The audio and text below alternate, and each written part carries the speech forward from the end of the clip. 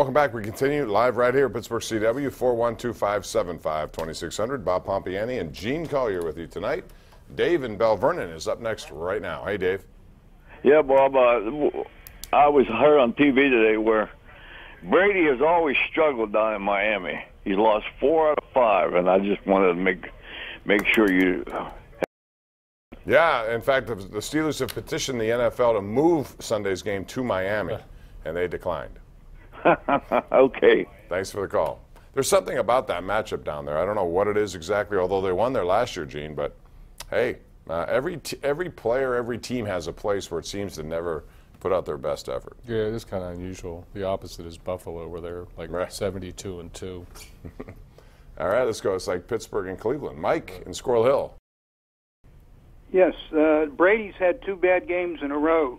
He's now 40 years old. Last night, it seemed that some of the passes he was throwing weren't going quite where he wanted them to go. Especially the long ones. Right. Do you think that maybe he's starting to, it's the end of a long season and his age is catching up with him? It's a possibility. You know, I would never rule anything out with him because I think he's that good. But Gene, you know, last year he had a 4-game suspension at the beginning of the year? And he did not play for the first quarter of the season, so maybe he was a lot fresher as he had a superb season. But I will say this: he came into yesterday with only 4 interceptions, 27 touchdowns. I mean, that's a pretty good season. 2 interceptions down there. He had 2 all season. Yeah, I think you'll see a pretty substantial bounce back from Brady. No, I think they'll be at their best, but I also think, again, if you hit him a little bit and make him look older than he is, it frustrates him. And you can see the emotions, and it happened last night. He wasn't happy at all with a lot of what was going on there, and he can be rattled that way. Let's go to Joe in Bridgeville. Hey, Joe. Hey, how you doing? What's up? Hey, did you guys get a look at the Patriots' defense last night and the first part of the year? Let's not count the few games before last night because they played a bunch of chump teams. We are going to tear that defense up. Their front 7 is missing 3 or 4 guys. They have free agents, jabronis, practice squad guys playing, and we got the 4 killer bees for the first time, aside from 1 quarter playing against them. We're going to roll them. Well, we're going to score points.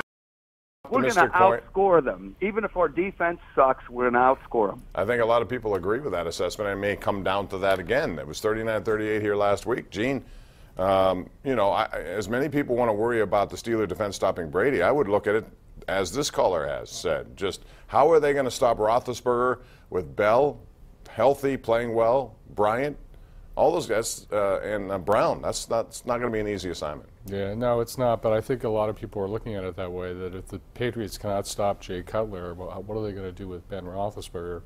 I don't know. I think it's a lot more complicated than that.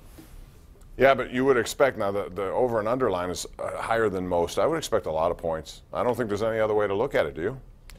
I expect a lot of points too, but nothing surprised me in this league. It'll be 3-0. Marilyn in Munhall is on the line. She joins us here on the Sports Call. Hello, Marilyn. Good evening. It's nice to talk to you. Mm-hmm. I was wondering, how do you think that they will assimilate Juju Smith-Schuster into the lineup on Sunday? I think he'll be what he was prior to his 1-game suspension, and that's a guy who's very physical, blocking in the pass game, but he's capable over the middle of doing damage here. You know, he doesn't play like a 21-year-old, Gene. A new 21 years, mostly 20 for most of this season. It takes guys. You know, Mike Tomlin once told me, man, you talk about if you go to the NFL and you're not ready at a young age, you could be ruined out here. A lot of guys' careers don't even get started because of that. He said Juju's a different kind of a player that way. He's well beyond his years. Yeah, he's remarkable, and I think he'll just turn up in that lineup, like it was 2 weeks ago, and he'll do damage there. He's an excellent player. Mark DiStefano on Twitter says this, Gene, and I want to get your take. Put T.J. Watt in the middle and play James Harrison and Bud Dupree on the edge. Would you do that? No, I wouldn't. T.J. Watt has all he can handle playing on the edge. It's too deep into a season to make that kind of switch for 1 game, in my view. You might be right. I'm not saying you're wrong, but I wouldn't do it. And one final tweet before we go to break. Deathwitch says Steelers are #1 in the NFL power ratings. Well, all that is whoever's the hottest seems to jump up, and they moved up 4 spots. They're 1. Give them the New England is Super 2. Bowl. Give them the Super Bowl. All right, we'll take a break. Come back with